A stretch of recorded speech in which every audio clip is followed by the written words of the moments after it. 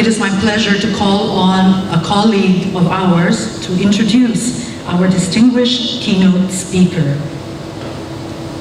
The person who will introduce our guest of honor is a former AMIC Secretary General, in fact, the first Filipino to ever hold that position. He is also a veteran journalist and now serves as the chair of the AMIC Board of Management. Ladies and gentlemen, please welcome Mr. Jose Maria Carlos.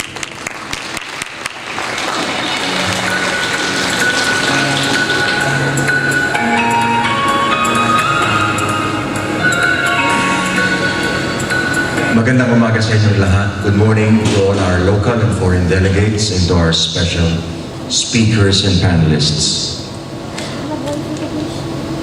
We have an outstanding keynote speaker in our midst, a former Associate Justice of the Philippines Supreme Court, and now the head of the Office of the Ombudsman, an important government agency that goes after corrupt officials and promotes integrity, efficiency, and high ethical standards in public service. Thank you. She graduated a valedictorian in elementary and high school and obtained her Bachelor of Arts in Economics and Bachelor in Laws, both from the University of the Philippines. What makes our keynote speaker remarkable? Let me share what some sectors or institutions in Philippine society say about her. The equivalent of the Nobel Prize in Asia, the Ramon Magsaysay Awards recognized her as the Philippines' 2016 Ramon Magsaysay Awardee for restoring faith in the rule of law. She was also recognized for her moral courage and commitment to justice. Through her example of incorruptibility, diligence, vision, and leadership, the award said she has promoted the highest ethical standards in public service. In the same year, the Philippines' premier academic institution, the University of the Philippines, her alma mater, conferred on her the degree of Doctor of Laws honoris causa. The conferment recognized her, and I quote, 28 years service to the judiciary unmarked by any accusation of impropriety. She was cited for being herself the measure of integrity in government service and the face of courage and daring determination, of competence and independence, and one of resolutely intolerant of corruption. In 2017, the Quezon City local government conferred on our keynote speaker the Tandang Sora Award.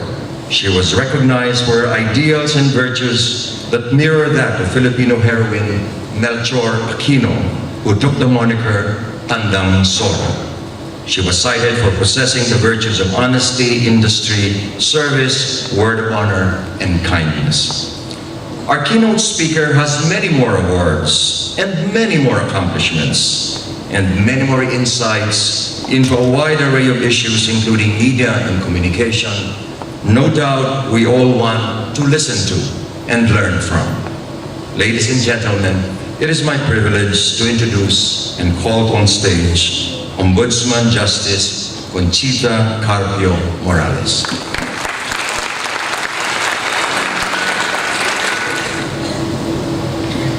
Dr. Crispin Maslow, Chairman of the Board of Directors of the SCM, Media Information and Communication Center Incorporated, or AMIC, Professor Ang Peng Hua, Chairman of Honor of AMIC, Dr. Francisco Benitez, President of the Philippine Women's University, Mr. Mel B. Velarde, President CEO of the Asian Institute of Journalism and Communication, officials and members of AMIC, my dear journalism and communication students from all over the country, participants to this AMIC 25th Annual Conference, esteemed guests, ladies and gentlemen, a pleasant morning. I must admit that when I received your invitation to give the inaugural address this morning, I was a bit reluctant, considering that I am not a communication scholar or a communication specialist like most, if not all of you. But your theme of rethinking communication intrigued me no end. Thus, I perused your background documents and discovered that you chose this theme because of your intent to question the seeming continuance of Western theories and models in the Asian communication setting.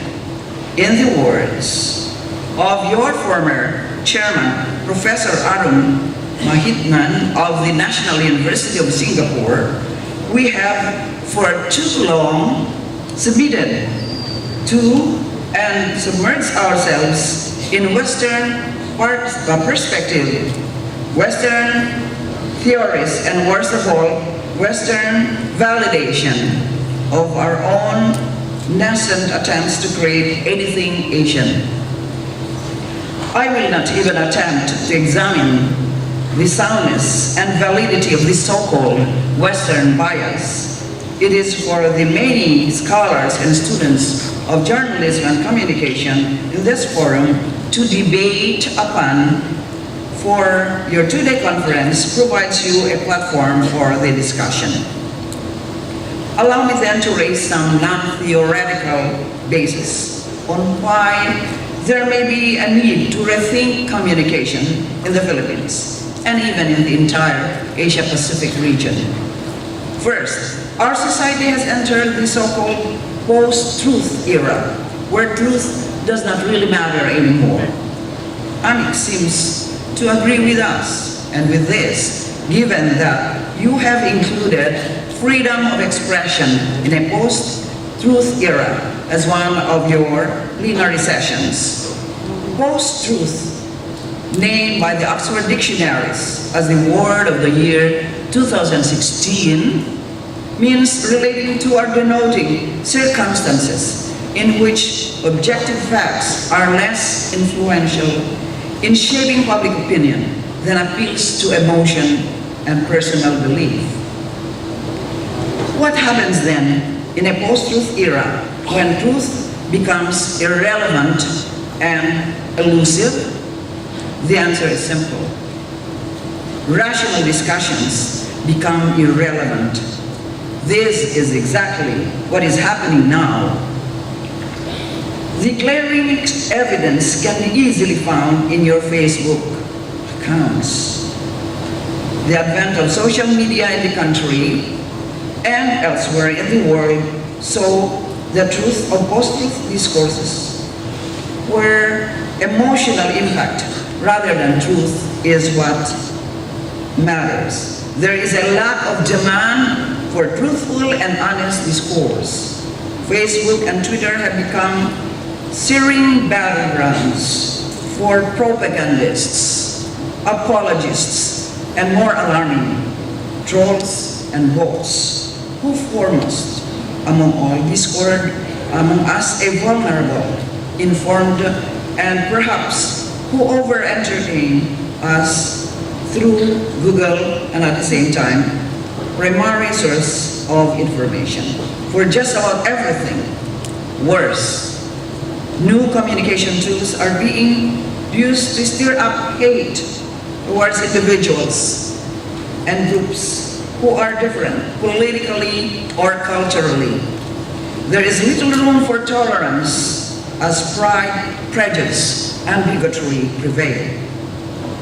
It seems that a big part of the population would rather believe, like, and share fake news sites and echo the baseless assertions of dubious, albeit popular bloggers. They are no longer care to verify the authenticity of information fed to them, and mindful that bloggers, unlike journalists, are not sworn to observe the basic journalism tenets of accuracy and verification. Given this alarming trend, rethinking communication should mean making your audiences, to use your term, media literate, empowering them to discern, distinguish, and detect false narratives, especially the products of systematic efforts to rewrite history. Second, you need to rethink communication to fully understand how to make an impact in today's information overloaded society. How can one craft messages that resonate? To answer this question, perhaps communication scholars and strategists should carefully study the rhetoric and semiotics, so-called populist leaders around the world. Does falsehood rather than truth resonate? Do people listen only to what they want to hear and believe? Does the public want to hear something different? Crafting messages that resonate with the public is very important to the Office of the Ombudsman, which is a constitutional body in the Philippines mandated to fight corruption. With less than a year to my 7-year term, I must confess that I have yet to discover the magic formula on how to make the evils of corruption resonate, especially among the marginalized. My theory is that the average citizen still does not fully realize that he or she is the one being robbed by corrupt public officials by the billions of pesos and not the government. To put it bluntly, in Filipino, ikaw po na street vendor, classroom teacher, estudyante, jeepney driver, or public health nurse, ang pinagnanakawan at hindi ng gobyerno pinagnanakawan ng mga kurako. But is it also possible that the economically marginalized are fully aware of the impact of corruption, but they are not able to cry and protest because they are simply too busy and dead tired, eking out a living, fighting to survive, especially for their children? Many others remain apathetic to corruption and human rights violation, untouched as they are comfortably situated anyway, until the next tragedy hits home, a loved one becomes the victim. For this, I am reminded of the controversial quotation many attribute to Dante Alighieri's poem Inferno, and I quote, the hottest places in hell are reserved for those who in time of moral crisis preserve their neutrality. End of quote. Every peso stolen means less free medicine for indigent patients, less classrooms in remote villages, less farm-to-market roads to transport farmers' produce, and less food bags for victims of disaster and calamities. In other words, engaging in grand corruption is rewarding oneself big time for depriving or denying the fundamental human rights of others. Corruption and human rights are intrinsically linked. This makes the messaging even more complex, as human rights have become incomprehensible or distorted even among those who are sworn to defend it.